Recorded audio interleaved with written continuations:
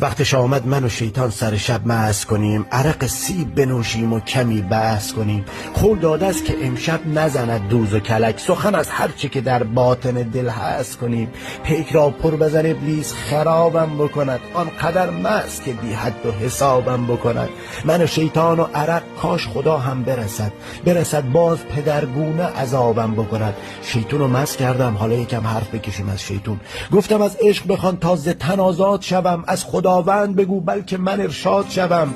نفس از عالم فانی ز بشر دور کنم، از زمین کوچ به دنبال سماوات شوم. باز کن عقده چرا دشمن انسان شده ای، کینت چیست که از وسوسه خندان شده ای. سجده هایت همه الگوی ملائک شده بود، در نایاب سبب چیست که ارزان شده ای.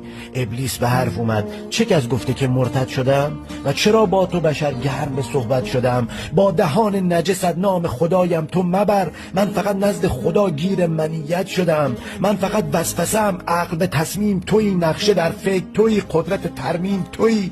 در تو افکار پلیدی است که در من نبود، مهر تایید منم هر بار تنظیم تویی. مستی از دست خودت بوده خطاکار منم، عرقش را تو خریدی و گناهکار منم.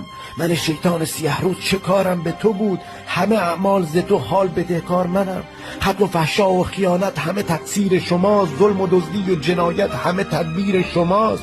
عقل آمد که بیراهه شیطان نروید، بنگر هرچه بدی گشته ز تأثیر شماست. آخ ناگهان هر ز تشریف خدا خاتمه شد، من و شیطان و سکوتی که پر از واهمه شد. خواستم نطق کنم جمله شنفتم که سکوت، وای من بزم عرق عاقبتش محکمه شد. بر سر سفره می خیره به چشمانم شد، عاقلم در وسط بزم شبستانم شد. سر به زیرم خجلم وای ندانم چه کنم، رب الارباب جهان سرزده مهمانم شد. چرا اومده؟ شاید آمد که بر این قائله پایان بدهد، سفره بر هم زند و یک تن جولان بدهد. خدا به حرف اومد، ز من جمله سخن آمده تا خط بر صحبت و پرحرفی شیطان بدهد.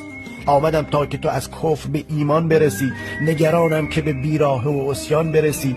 جانشینم به زمین اشرف مخلوق تویی، خلق گشتی به کمالیت انسان برسی. می مخروب مخور باده مرغوب نگر، پی ابلیس نرو جلوه محبوب نگر. نیک کن نیک بمان نیک به پایان نرسد، صبر کن عاقبت قصه ایوب نگر. آخ گیج و گنگم، عرق از حال و هوایم گم شد، در سخنرانی حق ثانیه هایم گم شد. مستم از حال تحیر ز زمانی که گذشت، فکر تغییر شدم لحظه برایم گم شد. باید از کفر و خرابات به عزت برسم، همچو شیطان نه که از عرش به ذلت برسم. نیت این است که انسان بشوم، ای کم و کاست همشتی.